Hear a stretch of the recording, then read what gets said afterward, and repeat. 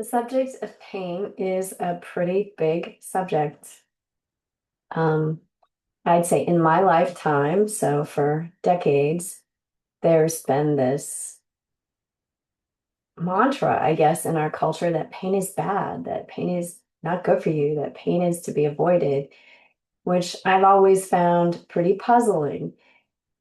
And so I'd like to put a little frame around this and kind of give you some sort of sense of the benefits of being uncomfortable, the benefits of pain.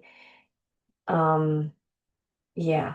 So as a little kid, I grew up in Denver and it snowed a lot and going outside could be pretty difficult in the winter and we didn't have fancy shoes and fancy thermal socks.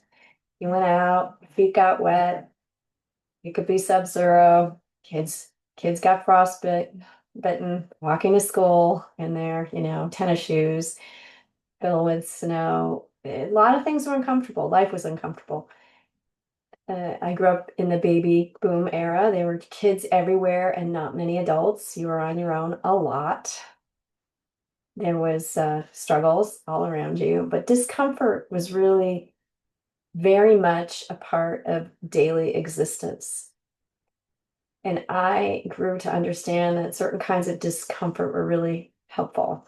So my mom worked in the Catholic Church office during Lent, and other times we went to Mass at 6 a.m. Imagine having to roll out of bed, go to Mass, get there. It's one of those things that I found getting up in the morning really set my day. And when we didn't have to go, I wanted to continue going. So there's certain things about being uncomfortable that can help you learn about yourself and appreciate, oh, the heat in the room because you're cold all day long. Just appreciate things and struggle. And particularly, I think exercise really can set your day up for success every single day. And I do mean sweating. Um, just alters your perspective and helps you to appreciate, heightens your awareness of the things going on around you, helps you balance out perspective. So it's this rigor of doing something day in and day out. It is discipline and self-control. And those things are uncomfortable, but they produce incredible fruit in your life. So here we go, March 23rd. Addiction has contributed to many dashed hopes, broken dreams, and considerable pain in my life. I do not wish to dwell on these feelings, but neither do I wish to turn my back on them. Al-Anon is helping me face even the most unpleasant aspects of my past. By taking hold of the hands of those in the fellowship, I am able to feel the pain, mourn the loss, and move on. These feelings are a deep part of me. When they come knocking at the door of my awareness, I wish to open it and I let them in. I need to treat myself with the same care and respect that I would treat an Al-Anon member sharing pain, confusion, and turmoil at a meeting. Only in this way can I become whole and at peace. Today's reminder. They say that pain is inevitable, but suffering is optional. If I learn to accept that pain is part of life, I will be better able to endure the difficult times and then move on, leaving pain behind me.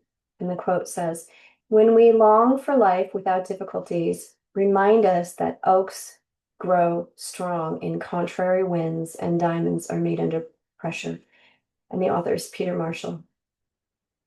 So when I think about pain and I think about gaming addiction, I think that's a group of people that are avoiding pain, whatever it is, embarrassment, shame, whatever.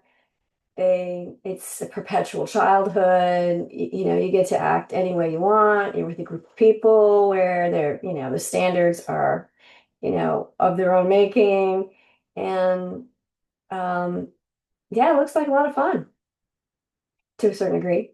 If you weren't stealing, from everyone around you, but they're avoiding pain. They're avoiding pain. When I think about, for example, someone in the military, I think about all the discipline and rigor that goes in, the physical discipline, not just moving, one finger. Um, and so physical discipline, mental discipline, lots of things going on there.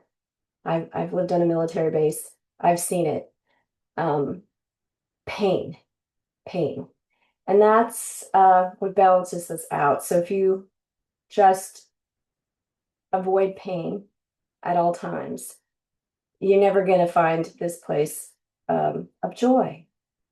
Because in order to experience joy, I'm absolutely convinced you have to face your sorrows and struggles and suffer, place them, and move forward.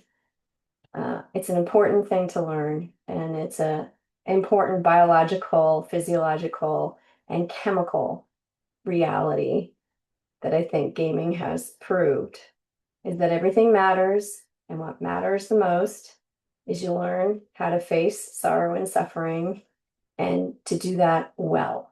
And that's what we work on here in Al-Anon is we don't want to lie to you. We want to acknowledge you're facing a very difficult challenge when you're living with a loved one suffering from addiction. That's quite a challenge, but there's a way to do it that is fruitful. So I pray that you'll come back tomorrow and that you're exercising discipline and self-control and trying to combat the lies in the monkey mind that come in from having an addict in your life, likely gaslighting you on a regular basis, and focus each day in a structured way on the courage to change. Blessings.